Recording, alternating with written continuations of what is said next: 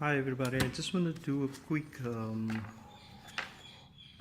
video on how to attach your sanding disc. First you release one of the attachments you already got. This is a cutting blade, metal cutting blade I'm removing now currently. So first you remove that. After you removed it, first you get a rubber attachment that you will feel it clicking on there.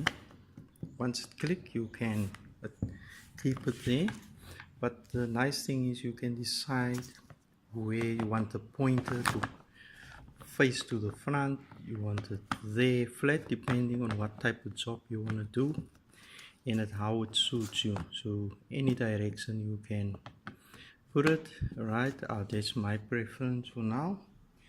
You take the screw, just put it nicely inside there. Use your other tools just to get a grip. Alright, once it's gripped, not too tight, because for these things you don't need to make it really very tight. So once you've got it on there, you take one of the attachments you want. So you got different size, I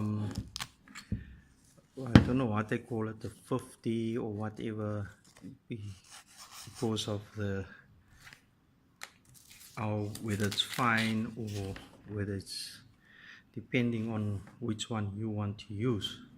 Right, all you do is you align it with this rubber, because on this side it's like furry and there's a sticky with it. I think it's more like a velcro.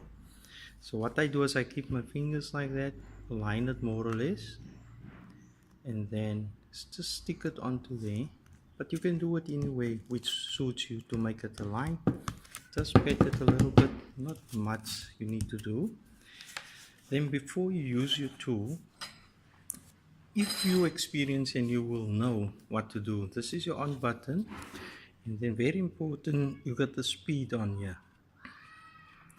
So pending if you got the experience, you would know what speed. If it goes too fast, it won't take off much. If it goes too low, it doesn't do much, depending on what are you sanding. So we're gonna go at the highest is a 6. Let's go medium 3 and see what I just got a piece of wood that you just quickly can see what does it do, because I've never actually used it. I only use the cutting disc on metal. So now let's quickly see what it can do.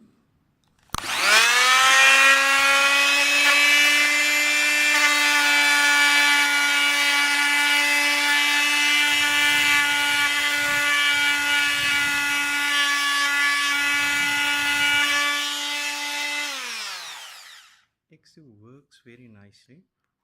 Let's try on the 6 setting, which means supposed to be faster. Right, 6, and let's just try again.